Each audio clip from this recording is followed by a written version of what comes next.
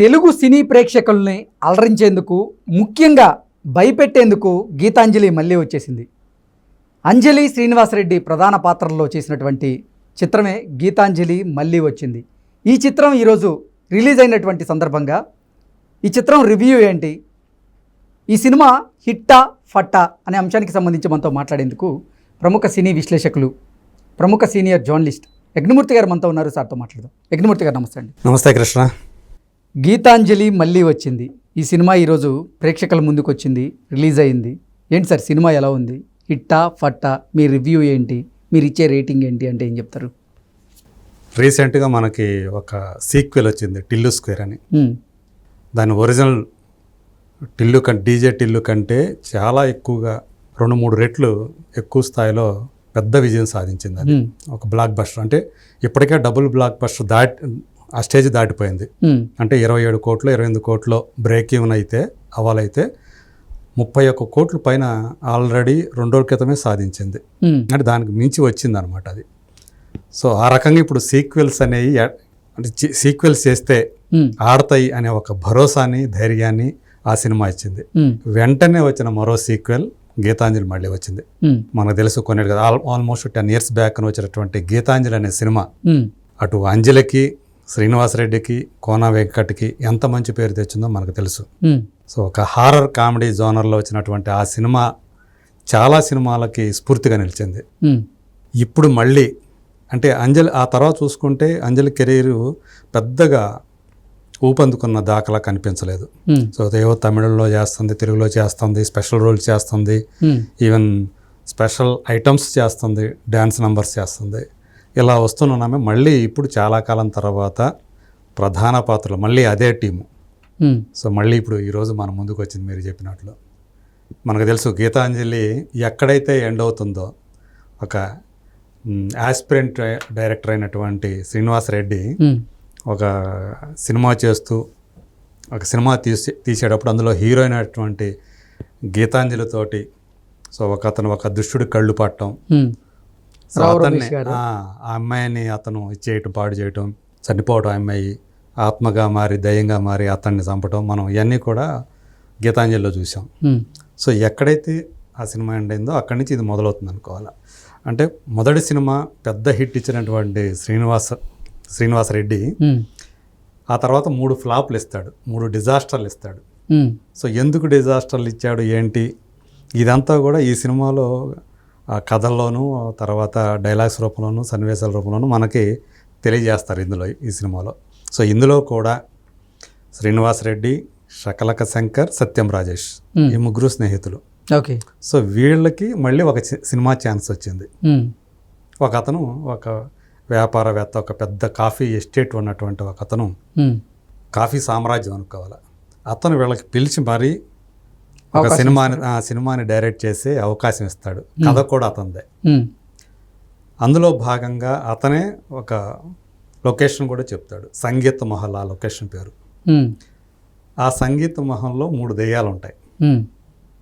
శాస్త్రి అనే ఒక దెయ్యం, అతని భార్య, వాళ్ళ కూతురు. సో ఈ 3 వీళ్ళు షూటింగ్కి వెళ్ళినప్పుడు, సో అంజలి హీరోయిన్, అందులో గీతాంజలి, అంజలి అక్కా చెల్లెళ్ళు. సో అంజలి ఈ సినిమాలో హీరోయిన్. అంటే ఎవరైతే శ్రీనివాసరెడ్డి మళ్ళీ సినిమా చేయాలో అందులో ఆ సినిమాలో హీరోయిన్గా మళ్ళీ అంజలి బుక్ అవుతుంది.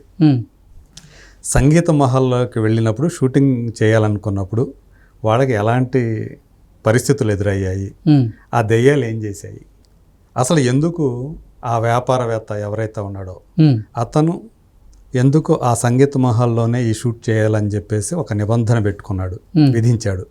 అతనికి అంజలికి ఏమన్నా సంబంధం ఉందా, లింక్ ఏమన్నా ఉందా, అసలు అతను ఎవరు, అవన్నీ కూడా ఈ సినిమాలో మనం కథలో భాగంగా తెలుసుకుంటాం అనమాట. ఓకే.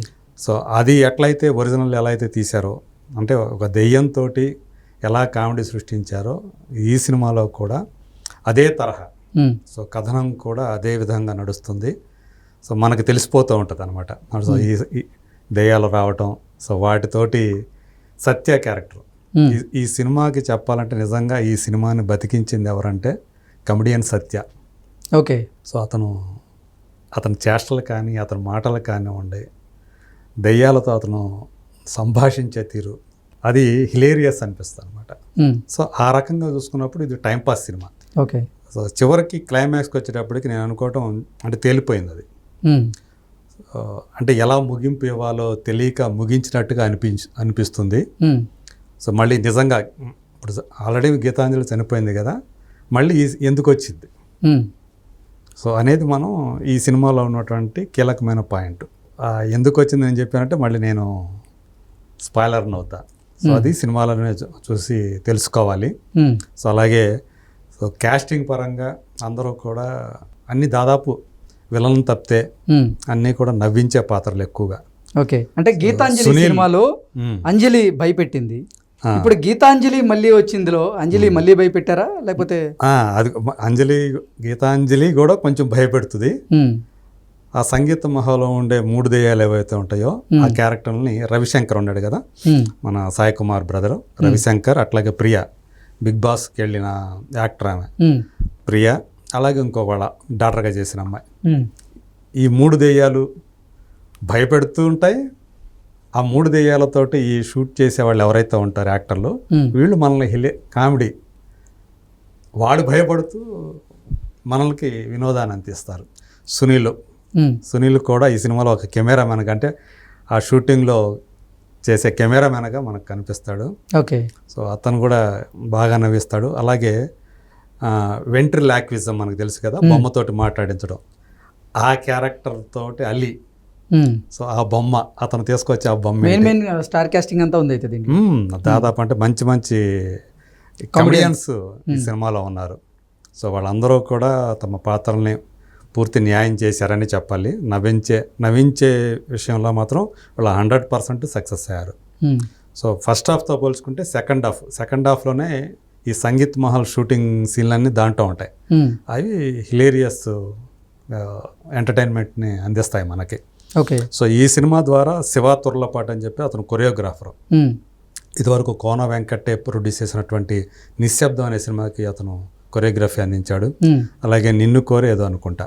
సో ఆ సినిమాలకి డ్యాన్స్ కొరియోగ్రఫీ అందించిన శివ తుర్లపాటి, అతను ఎన్ఆర్ఐ.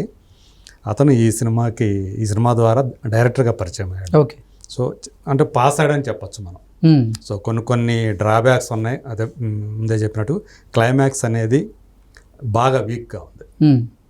ఆ రకంగా మిగతా చూసుకుంటే ఎంటర్టైన్మెంట్ విషయంలో మాత్రం, ఎందుకంటే ఈ సినిమాకి కథ కోన వెంకటే, స్క్రీన్ ప్లే తనే, భాను అని చెప్పేసి అతని అసోసియేట్. ఓకే. సో అతను స్క్రీన్ ప్లేతో పాటు భాను ఈ సినిమాకి సంభాషణ కూడా రాశాడు. అలాగే నందు అనే ఒక అతను, ఇద్దరు భాను నందు కలిసి ఈ సినిమాకి సంభాషణ రాశారు. అవి మాత్రం మనం విపరీతంగా నవ్వేస్తాయి అనమాట. ఆ డైలాగ్సే ప్రధానంగా సత్య, ఈ సునీల్ వీళ్ళకి రాసిన డైలాగ్స్ బాగా నవ్విస్తాయి. ఆ వ్యాపారవేత్త అని చెప్పాను కదా, సినిమా ప్రొడ్యూసర్గా ఆ సినిమాలో శ్రీనివాసరెడ్డి చేత సినిమా తీయించే ఆ ప్రొడ్యూసర్గా రాహుల్ అని చెప్పేసి అతను మలయాళీ యాక్టరు. సంథింగ్ రాహుల్ కాకుండా ఇంకా ఉంది ఇంకో పేరు కూడా. సో అతను ఈ సినిమా ద్వారా మన తెలుగు ప్రేక్షకులకి పరిచయం అయ్యాడు. నాకు తెలిసి ఇప్పుడు దాకా చూడలేదు నేను అతను తెలుగు సినిమాలో. ఓకే. సో అతను కూడా ఈ సినిమాలో, అంటే మనం అందరూ చూస్తే రావు రమేష్ ఉన్నాడు కదా, రావు రమేష్కి ఇతనికి ఏం సంబంధం, అది కూడా ఒక పాయింట్ అనమాట. సో ఈ క్యారెక్టర్కి. సో అతను అట్లా ఆర్టిస్టులు అందరూ కూడా పర్ఫార్మెన్స్ బాగా చేశారు. దెయ్యాల రోల్లో అసలు రవిశంకర్, ప్రియా వీళ్ళందరూ కూడా జీవించేశారు. ఓకే. ఓవరాల్గా సినిమా ఎలా ఉంది? సో ఓవరాల్ అంటే టైం పాస్, ఎక్కువ ఎక్స్పెక్టేషన్స్ ఏమొద్దు. అంటే గీతాంజలి వినోదాత్మకంగా సాగేటువంటి ఒక కథ అంతే. సో కొంత భయపెడుతూ, అంటే మనం భయపెట్టే లోపల మళ్ళీ హిలేరియస్ సీన్లు వస్తాయి.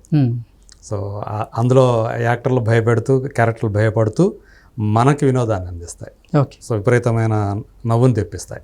ఇంతకీ సినిమా హిట్ అవ్వట సార్? టైంపాస్ కాబట్టి నేను చెప్పడం ఇది పాసిబుల్ అనే చెప్తాను నేను. సో ఇది యావరేజ్ రేంజ్కి, గీతాంజలి స్థాయికి వెళ్ళటం అయితే కష్టం అనుకుంటా నేను. క్లైమాక్స్ కూడా అంటే బయటకు వచ్చేటప్పుడు మనం ఆ ఫీల్ ఏదైతే ఉందో అది కొంచెం మిస్ అయింది. ఓకే. చూసినంతసేపు మాత్రం ఆ క్లైమాక్స్ మినహా మిగతాదంతా కూడా చాలా వరకు మనం నవ్వుకుంటాం కాబట్టి, ఆ డైలాగ్స్ కానీ ఆ సీన్లకు కానీ. సో అంతవరకు ఓకే అనిపిస్తుంది. అంటే నేను యావరేజ్, అబోవ్ యావరేజ్ ఆ రేంజ్లో ఈ సినిమా బాక్స్ ఆఫీస్ ఫలితం ఉంటుందని నేను అనుకుంటున్నాను. ప్రవీణ్ లక్కరాజు బ్యాక్గ్రౌండ్ స్కోరు, ఉమ్, అంత కూడా సిద్ధార్థ్ అని చెప్పేసి అతని సినిమాటోగ్రఫీ. సో ఈ అంతవరకు అంత బాగానే ఉంది, అంటే టెక్నికల్గా కూడా బాగానే ఉంది, ప్రొడక్షన్ వాల్యూస్ బాగానే ఉండే. మనకు తెలుసు వైజాగ్ ఎంవివి సత్యనారాయణ పొలిటీషియన్, ఈ సినిమా ఒరిజినల్ కూడా అతనే ప్రొడ్యూసర్. ఓకే. సో ఈ సినిమా ప్రొడ్యూస్ చేసి ఒక చిన్న ఇన్స్పెక్టర్ క్యారెక్టర్ కూడా ఇందులో అతను చేశాడు. ఓకే. ఓవరాల్గా చూసుకుంటే అదే చెప్పినట్టు ఒకసారి అయితే చూడొచ్చు, మనం చూసి నవ్వుకోవచ్చు, కాసేపు కాలక్షేపం చేయొచ్చు ఆ సినిమా 2 గంటల సేపు. సో నేను 2.5 ఇస్తాను.